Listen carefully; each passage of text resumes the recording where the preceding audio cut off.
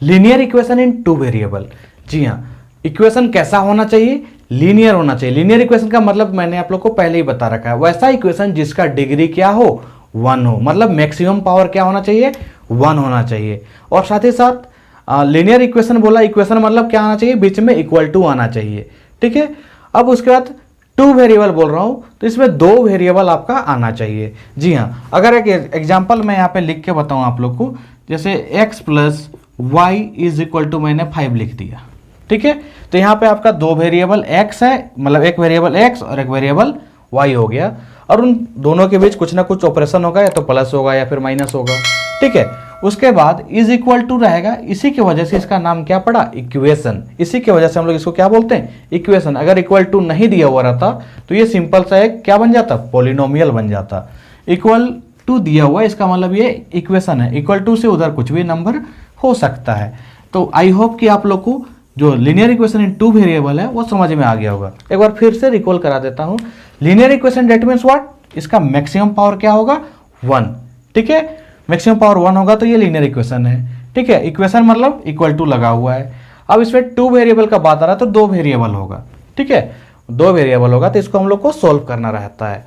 ठीक है, तो सबसे पहला बात, इसका जो आपका जनरल फॉर्म है लीनियर इक्वेशन 2 वेरिएबल का जनरल फॉर्म क्या होता है, सिंपल सा लिख लेते हैं हम लोग, ax plus b y plus c is equal to 0। जी हाँ, इसमें आपका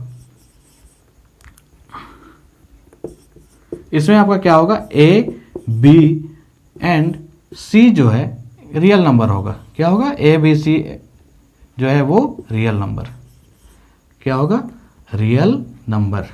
जी हाँ, ठीक है, और जो x और y है वो क्या होगा, वेरिएबल होगा। एंड x y जो है आर वेरिएबल। वेरिएबल का मतलब तो पता ही होगा आपको, जिसका वैल्यू हर क्वेश्चन में बदलते रहता है। और हाँ, एक खास बात आप लोग को बता दूं, ये जो लीनियर इक्वेशन इन 2 वेरिएबल है, इसका जो नंबर ऑफ सॉल्यूशन आएगा ना वो इनफिनाइट होता है। बहुत सारे सॉल्यूशन आ सकते हैं इसके। जैसा कि अगर मैंने यहाँ पे एक क्वेश्चन लिखा हुआ है x plus y is equal to 5। अब यहाँ पे इसका सॉल्यूशन मैं आप लोग को बता रहा हूँ सिंपल सा शॉर्ट में। ठीक है, इस तरीके से हम x और y मैंने लिख दिया। यहाँ पे हम लोग यहाँ पे चाह रहे हैं 4 सॉल्यूशन निकालना। कैसे निकालेंगे, अगर हम x के जगह 0 रख दें, रख सकते हैं, y का वैल्यू क्या आ जाएगा, 5 आ जाएगा। ठीक है, तो एक सॉल्यूशन इसका 0 5 हो गया। दूसरा सॉल्यूशन क्या हो सकता है, अगर हम y को 0 रख दें, x बराबर 5 हो जाएगा। लो भाई, ये दूसरा सॉल्यूशन भी हो गया। ऐसा भी तो हो सकता है कि अगर मैंने x को 1 रख दिया और y को क्या रखेंगे, 4, 1 प्लस 4 तभी तो 5 आएगा ना। अगर ऐसा भी तो हो सकता है कि मैंने यहाँ पे x के जगह 3 रख दिया, यहाँ पे 3 रखें, x के जगह 3, तो y के जगह कितना रखना होगा, तो 5 आए 2। इस तरीके से आप लाखों हजारों इन्फिनाइट नंबर ऑफ सॉल्यूशन निकाल सकते हैं किसी भी लीनियर इक्वेशन का। ठीक है, किसी भी लीनियर इक्वेशन है 2 वेरिएबल का, राइट। सिर्फ एक इक्वेशन का एक ही सॉल्यूशन आता है। आई मीन जो लीनियर इक्वेशन इन 1 वेरिएबल है उसका सॉल्यूशन एक ही आएगा, यूनिक आएगा। और जो लीनियर इक्वेशन इन 2 वेरिएबल होगा उसका बहुत सारे इन्फिनाइट नंबर ऑफ सॉल्यूशन आएंगे। तो इस चैप्टर में हम लोग को बेसिकली सीखना क्या है, इस चैप्टर में सीखना है कि इस तरह का क्वेश्चन जो होंगे उसका ग्राफ कैसे बनाएंगे हम लोग। ठीक है, ग्राफ बनाने के लिए क्या क्या स्टेप्स फॉलो करते हैं, वो सारा चीज हम लोग सीखेंगे। तो चलिए स्टार्ट करते हैं बिना किसी देर के। लीनियर इक्वेशन इन 2 वेरिएबल का ग्राफ जो है कैसे बनता है, उसका सॉल्यूशंस कैसे हम लोग निकालते हैं। ठीक है, तो सबसे पहले हम लोग को एक काम करना होगा, इस जो इक्वेशन है उसको सिंप्लीफाइड फॉर्म में लिखना होगा। या तो आप x को एक तरफ रख दीजिए या फिर y को एक तरफ रख दीजिए। यहाँ पे सिंपल आपको y दिखाई दे रहा है, y को हम लोग अकेले रख सकते हैं। जी हाँ, तो यहाँ पे क्या करेंगे, ये माइनस में y है, अगर उधर ले जाते हैं तो y क्या में हो जाएगा भाई, उधर चला गया तो प्लस में हो जाएगा।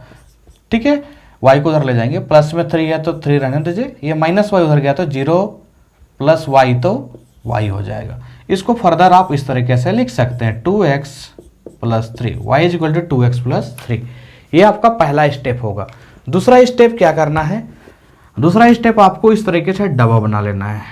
जी हाँ, और कम से कम 3 आपका सॉल्यूशंस फाइंड आउट होना चाहिए।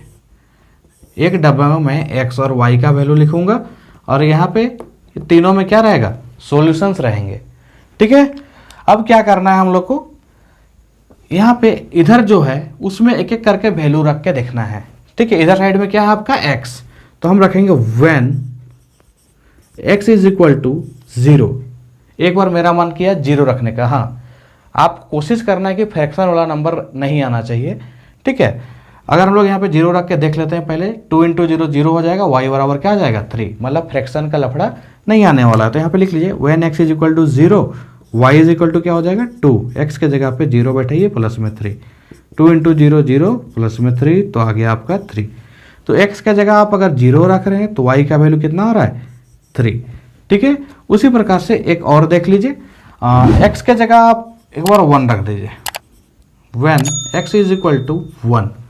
ठीक है, x इज इक्वल टू 1 रख दीजिए, तो y बराबर क्या हो जाएगा 2 इंटू 1 प्लस में 3, 2 इंटू 1 2 प्लस में 3 क्या आ जाएगा भाई 2 प्लस 3 तो 5। मतलब अगर आप x के जगह 1 रख रहे हैं तो y का वैल्यू 5 आ रहा है। ठीक है, सेम उसी प्रकार से अगर आप x के जगह 1 के बाद आप 2 रख दीजिए, 3 रख दीजिए, कुछ भी रख सकते हैं, माइनस में भी रख सकते हैं।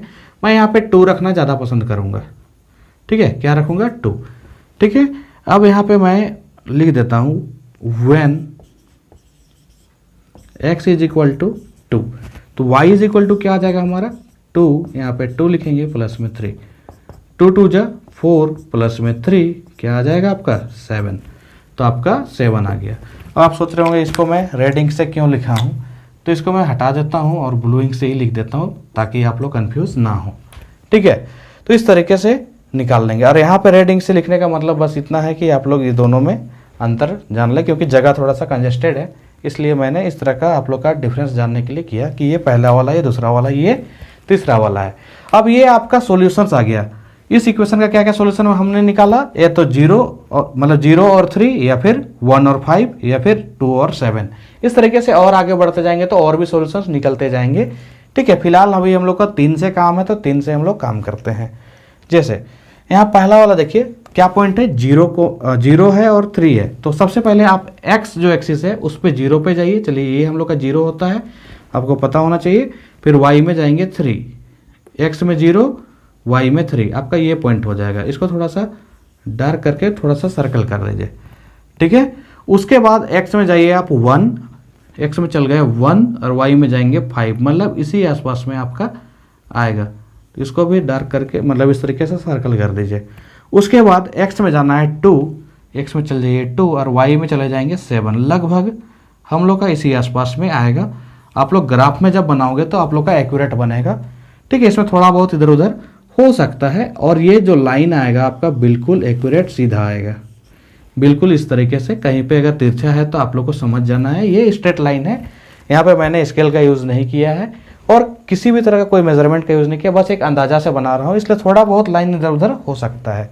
तो ये सिंपल सा इसका एक ग्राफ बन गया। तो इस लाइन में मतलब कहीं पर भी हम लोग कोई भी एक पॉइंट लेते हैं तो इस इक्वेशन को सेटिस्फाई करेगा, कहीं पर भी।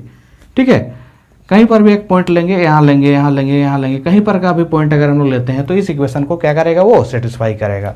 ये पॉइंट क्या है भाई आपका 0,3, वो लिख दीजिए। ये पॉइंट क्या है आपका 1,5, वो भी लिख दीजिए। ये पॉइंट क्या है 2,7। ठीक है, ये हो गया। और इक्वेशन का नाम भी यहाँ पे लिख दीजिए 2x - y + 3 = 0। लो भाई, ये कंप्लीट हो गया आपका पहला इक्वेशन का ग्राफ। तो इस तरीके से हम लोग इसका ग्राफ भी बनाते हैं। उम्मीद करते हैं आप लोग को ये समझ में आ गया होगा, और मिलते हैं जल्दी नेक्स्ट वीडियो में।